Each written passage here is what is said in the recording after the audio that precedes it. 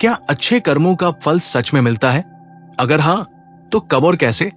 ये सवाल हर किसी के मन में आता है, लेकिन एक कबूतर ने अपनी रहस्यमयी कहानी से इसका ऐसा जवाब दिया जिसे सुनकर आप हैरान रह जाएंगे।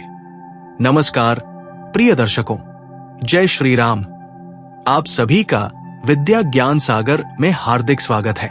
हम आपके लिए लाते हैं सनातन धर्म की अद्भुत और प्रेरणादायक कथाएं जो आपके हृदय को सुख व शांति प्रदान करेंगी। कथा आरंभ करने से पहले एक विनम्र निवेदन है। शास्त्रों में कहा गया है कि अधूरी छोड़ी गई कथा दुख और पाप का कारण बनती है, इसलिए इसे अंत तक अवश्य सुने। यदि आप अपनी मां से सच्चा प्रेम करते हैं तो इस वीडियो को लाइक करें और हमारे चैनल को सब्सक्राइब करें और कमेंट में मां लिखकर अपना समर्थन दें। तो आइए बिना विलंब के आरंभ करते हैं आज की प्रेरणादायक कथा। एक बार की बात है, एक छोटे से गांव में एक कबूतर रहता था। वो बहुत समझदार और दयालु था। गांव के पास एक बड़ा बरगद का पेड़ था जहां वह अपने दोस्तों के साथ दिन बिताता था। उसका नाम था चंदन। चंदन को हमेशा से ये जानने की उत्सुकता थी कि अच्छे कर्मों का फल कब और कैसे मिलता है। वो सोचता था कि क्या सचमुच अच्छाई का इनाम मिलता है या ये सिर्फ कहानियों की बात है। एक दिन सुबह सुबह जब सूरज की पहली किरणें पेड़ की पत्तियों से छनकर नीचे आ रही थी, चंदन अपने दोस्त मोती नाम के एक गिलहरी से मिला। मोती बहुत चंचल और मेहनती थी। चंदन ने उससे पूछा, मोती, तुम हर दिन इतनी मेहनत करती हो, नट्स इकट्ठा करती हो, दूसरों की मदद करती हो, क्या तुम्हें कभी इसका फल मिला? मोती ने हंसते हुए कहा, चंदन, मैं तो बस अपना काम करती हूं, फल की चिंता नहीं करती, शायद कभी न कभी मिले। चंदन को उसका जवाब अच्छा लगा, पर उसकी जिज्ञासा शांत नहीं हुई। उसी दिन दोपहर में चंदन ने देखा कि गांव का एक छोटा लड़का जिसका नाम था रमेश बरगद के नीचे बैठा रो रहा था। चंदन नीचे उतरा और उससे पूछा, क्या हुआ रमेश, तुम उदास क्यों हो? रमेश ने सिसकते हुए बताया, मेरी पतंग पेड़ में फंस गई है और अब मैं उसे निकाल नहीं पा रहा। ये मेरी सबसे प्यारी पतंग थी। चंदन ने उसकी बात सुनी और बिना देर किए अपने दोस्तों को बुलाया। कुछ कबूतरों ने मिलकर पतंग को पेड़ से आजाद कर दिया। रमेश बहुत खुश हुआ और उसने चंदन को धन्यवाद दिया। चंदन ने सोचा, शायद यही अच्छे कर्म का फल है, किसी की मुस्कान देखना। लेकिन फिर भी उसे लगा कि यह पूरी कहानी नहीं हो सकती। शाम ढलते ढलते चंदन गांव के तालाब के पास गया। वहां उसने देखा कि एक बूढ़ा मछुआरा अपनी टूटी जाल को ठीक करने की कोशिश कर रहा था। उसका चेहरा थकान और निराशा से भरा था। चंदन ने पास जाकर पूछा, बाबा, आप परेशान क्यों लग रहे हो? मछुआरे ने जवाब दिया, बेटा, मेरा जाल टूट गया है।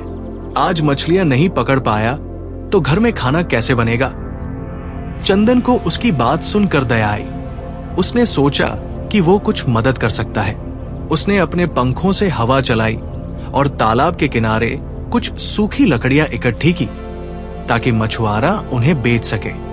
मछुआरे ने उसे आशीर्वाद दिया और कहा, तुम्हारा दिल बहुत बड़ा है कबूतर, तुम्हें इसका फल जरूर मिलेगा। रात हो गई थी और चंदन अपने घोंसले में लौट आया। वो सोच में पड़ गया। उसने दिन भर अच्छे काम किए, रमेश की पतंग निकाली, मछुआरे की मदद की, लेकिन उसे अभी भी समझ नहीं आया कि अच्छे कर्मों का फल कब और कैसे मिलता है। क्या ये तुरंत मिलता है जैसे रमेश की खुशी, या बाद में जैसे मछुआरे का आशीर्वाद, या शायद ये कुछ और है जो अभी तक सामने नहीं आया? चंदन ने ठान लिया कि वो इस सवाल का जवाब ढूंढेगा।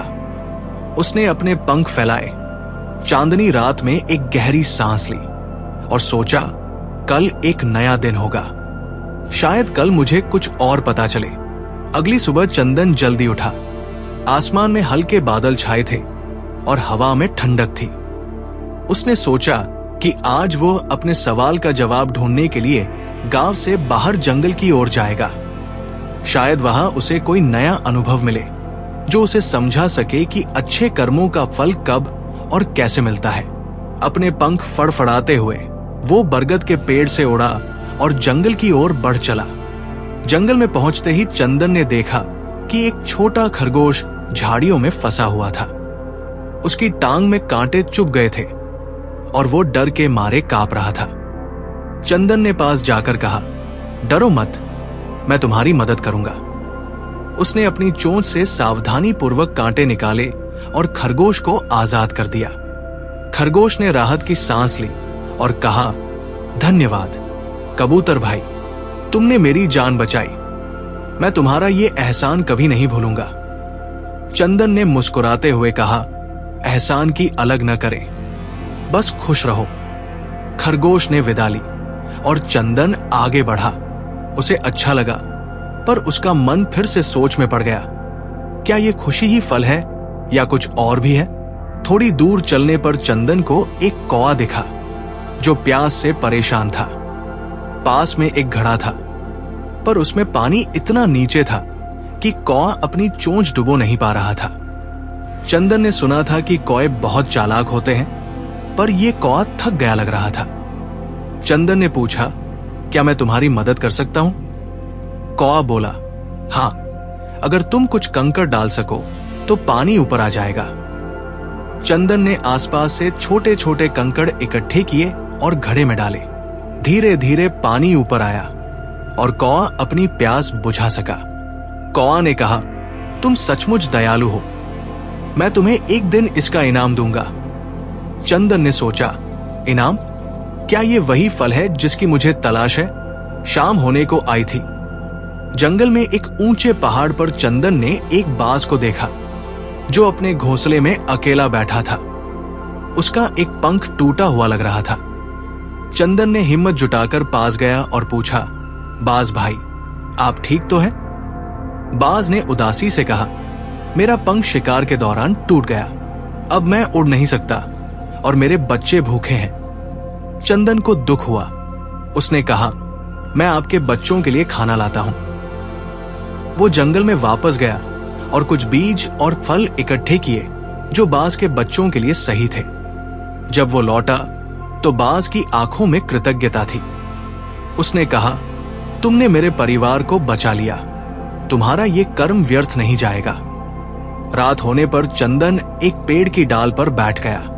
उसने दिन भर की घटनाओं के बारे में सोचना शुरू किया। खरगोश की जान बचाई, कौवे की प्यास बुझाई, बाज के बच्चों को भूख से बचाया। हर बार उसे कुछ न कुछ मिला, कभी धन्यवाद, कभी इनाम का वादा, कभी आंखों में चमक। पर फिर भी उसे लगा कि ये पूरी तस्वीर नहीं है। क्या अच्छे कर्मों का फल सिर्फ तारीफ या वादे हैं, या शायद ये कुछ ऐसा है जो समय के साथ खुलता है? चंदन ने आसमान की ओर देखा। तारे टिमटिमा रहे थे और चांद धीरे धीरे बादलों से बाहर आ रहा था। उसने सोचा, शायद मुझे अभी और इंतजार करना चाहिए, जंगल में और भी रहस्य छुपे हो सकते हैं। उसने अपने पंख समेटे और सो गया, ये तय करते हुए कि अगले दिन वो फिर से खोज पर निकलेगा। अगली सुबह चंदन की नींद सूरज की किरणों के साथ खुली। जंगल में चिड़ियों की चहचहाहट गूंज रही थी।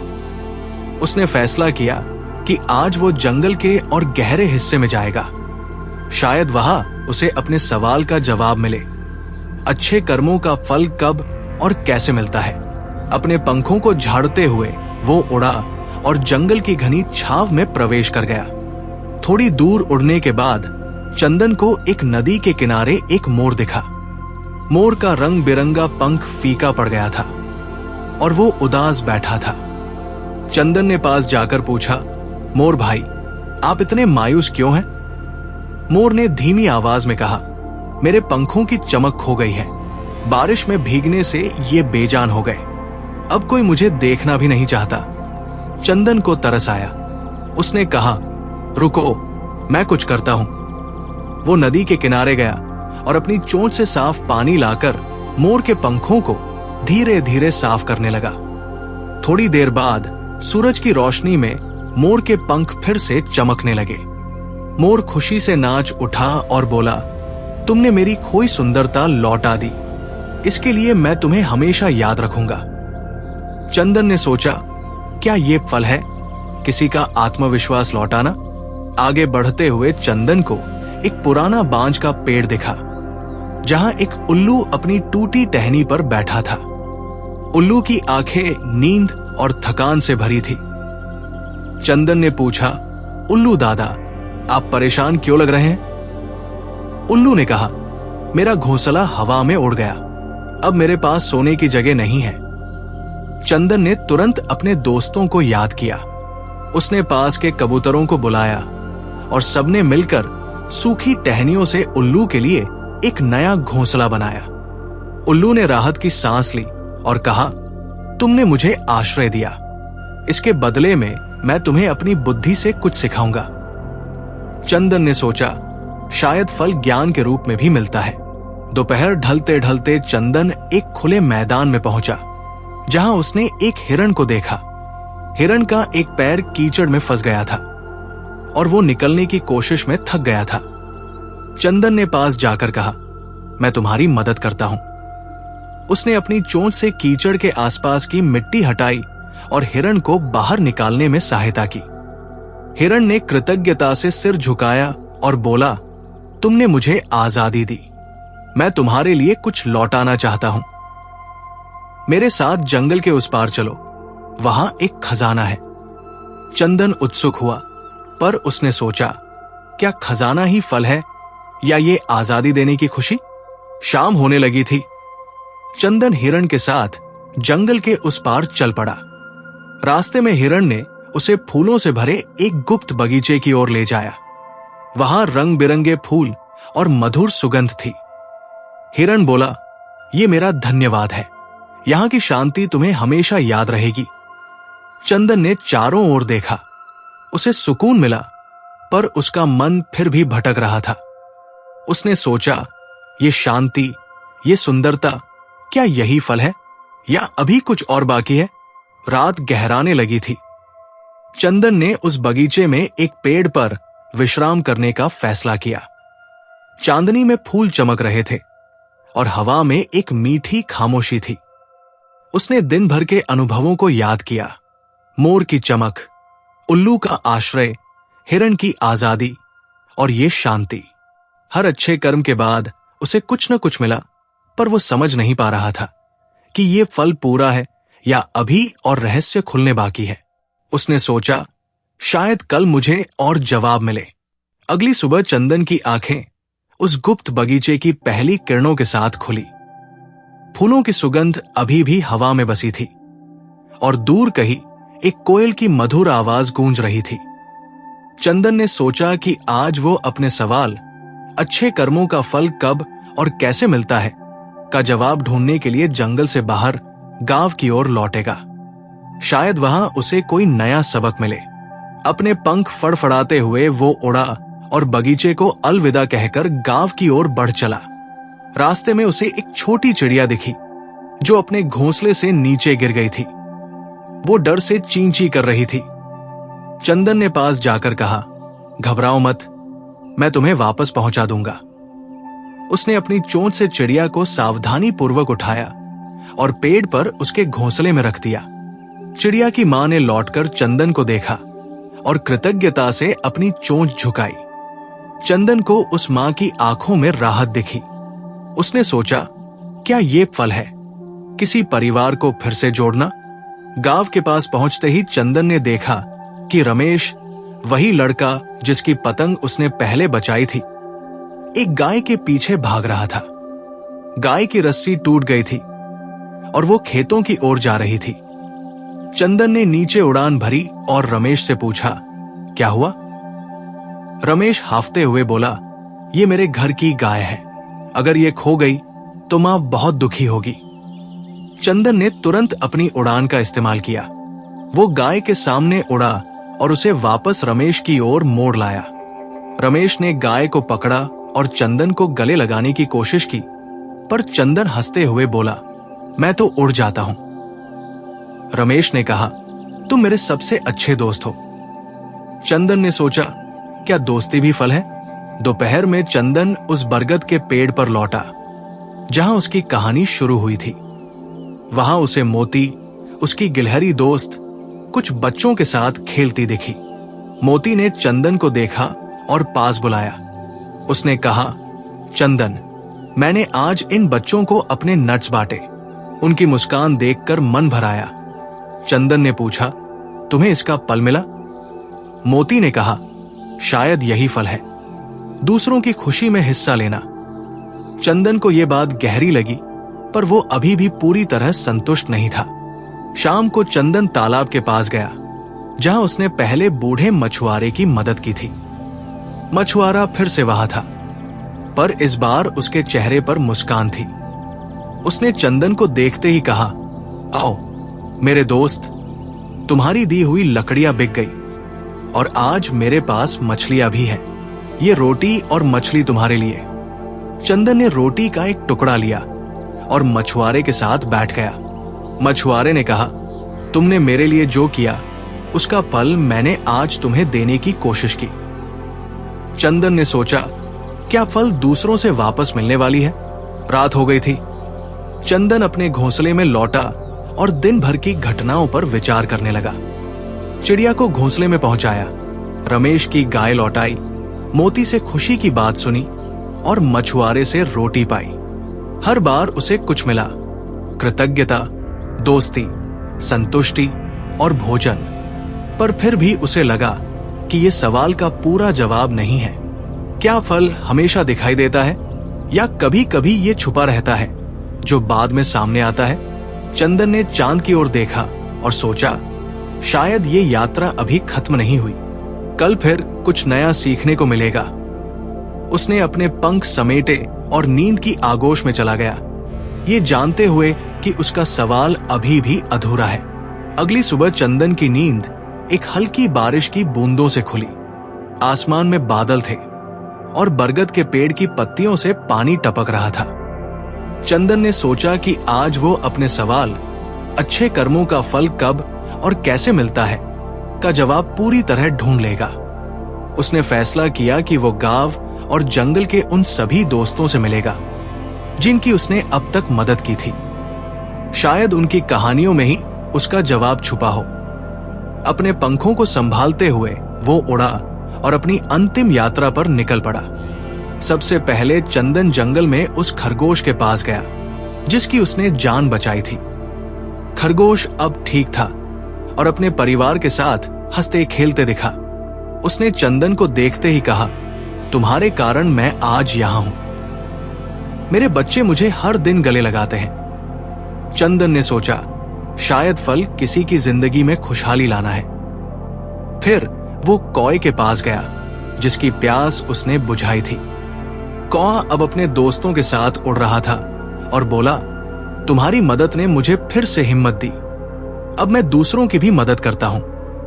चंदन ने मुस्कुराते हुए सोचा, क्या फल यह है कि अच्छाई फैलती चली जाए? उसके बाद चंदन बाज के पास पहुंचा। बाज का पंख ठीक हो गया था और वो अपने बच्चों के साथ शिकार पर जा रहा था। उसने चंदन को देखकर कहा, तुमने मेरे परिवार को भूख से बचाया, आज मैं फिर से आसमान का राजा हूं। चंदन को लगा, शायद फल किसी को उसकी गरिमा लौटाना है। फिर वो मोर के पास गया जिसके पंख उसने चमकाए थे। मोर अब जंगल में नाच रहा था और जानवर उसे देखने आते थे। उसने कहा, तुमने मुझे मेरी पहचान दी। चंदन ने सोचा, क्या फल किसी का आत्मसम्मान बढ़ाना है? गांव लौटते हुए चंदन ने उल्लू, हिरण, चिड़िया, रमेश और मोती से मुलाकात की। हर एक की कहानी में एक नई बात थी। उल्लू ने उसे बुद्धि दी, हिरण ने शांति का अनुभव कराया, चिड़िया की मां ने आशीर्वाद दिया, रमेश ने दोस्ती का रिश्ता बनाया और मोती ने खुशी बांटने का सबक सिखाया। आखिर में वो मछुआरे के पास गया। मछुआरा अब अपने परिवार के साथ हंस रहा था। उसने चंदन को देखते ही कहा, तुम्हारी मदद से मेरा घर फिर से खुशियों से भर गया। ये मछली का कांटा तुम्हारे लिए, इसे अपने घोंसले में रखना। शाम ढल रही थी। चंदन अपने बरगद के पेड़ पर लौटा और उस कांटे को अपने घोंसले में सजाया। उसने दिन भर की मुलाकातों को याद किया। हर अच्छे कर्म के बाद उसे कुछ न कुछ मिला था।